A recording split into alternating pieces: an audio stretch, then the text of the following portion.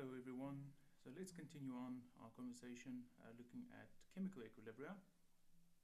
So what we're looking at next is to consider the following reaction that has reached equilibrium at 1200 Kelvin. It says carbon monoxide reacting with water vapor to form carbon dioxide and hydrogen gas. And it has an enthalpy which is negative, so meaning it's an exothermic reaction. It says qualitatively predict the behavior of the system if the volume of the reaction container is suddenly doubled. Alright, so if we think about this, what does doubling the volume do?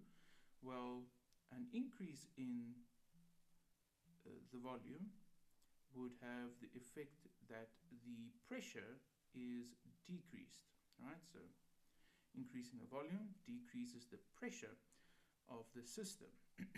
And analyzing our reactants, we see that we have 2 mole gas of reactant in equilibrium with 2 mole gas product. So, I'm not going to draw them in different colors, but in principle, it's 1 mole of each of the reactants, products and gas. We have 4 different things.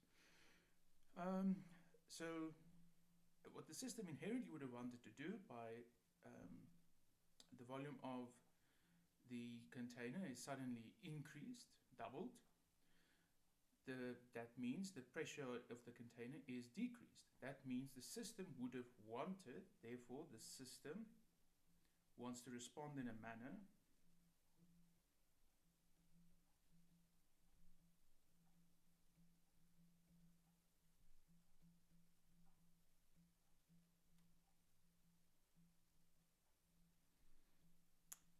by increasing the pressure again.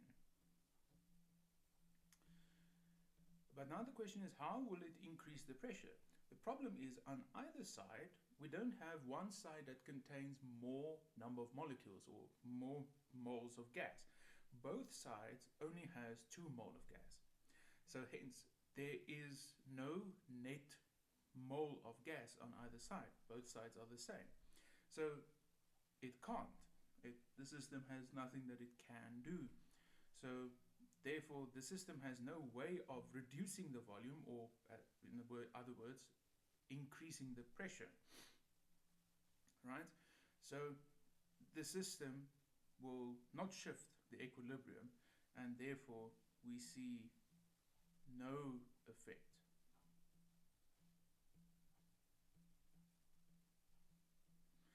And this is the very special case where you have 0 mole of gas in equilibrium or 2 mole of gas in equilibrium with 2 mole of gas. It's when your delta N of an equilibrium is 0.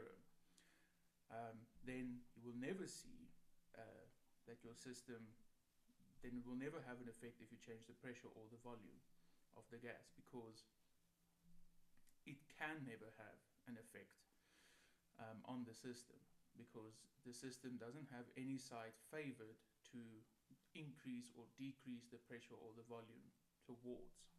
Alright, so just an interesting fact. That's actually what I wanted to emphasize here. Moving on to question B, it says 2 molar of an inert gas was pumped into the system. Now this has 2 important parts. It's an inert gas, so it means the gas itself is not going to react. Inert means non-reactive gas pumped into the system. And if you pump a gas into the system, it means that gas now occupies space in the system.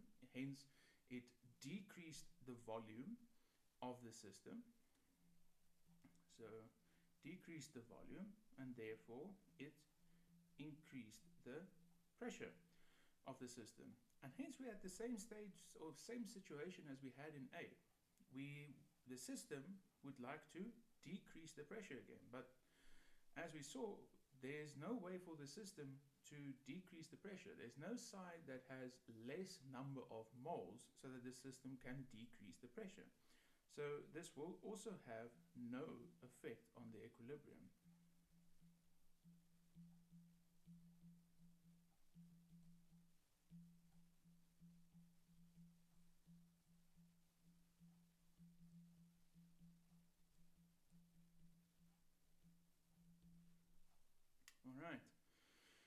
So that's very interesting. I hope you find it interesting. What happens if the temperature is increased? Alright, so now it starts becoming interesting. So we have that the enthalpy of reaction is given as less than 0, so meaning it's an exothermic reaction.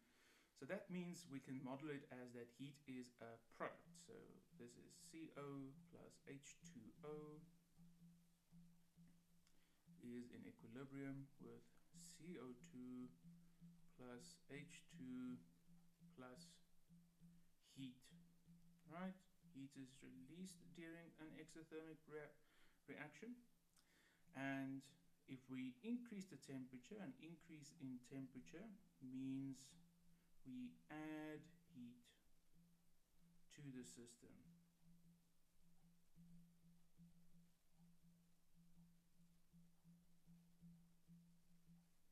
Right, so it's essentially equivalent to adding products.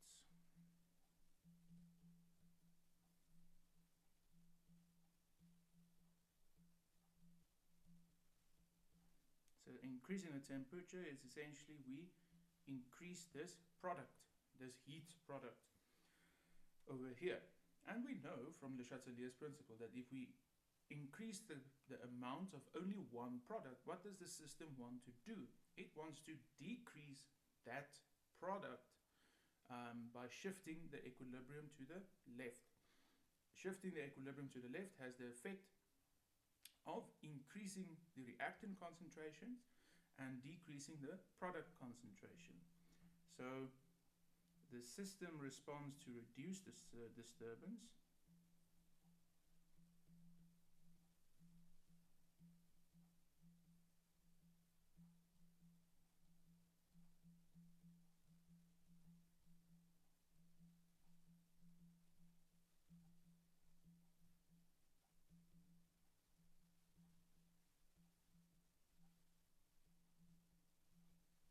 Right?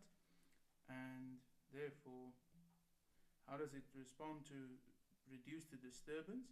It responds by wanting to reduce the product concentration and increase the reactant concentration. Right? How does that further do it? So therefore the reverse reaction is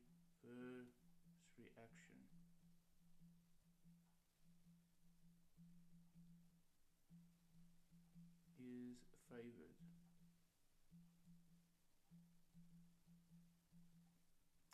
And that means our equilibrium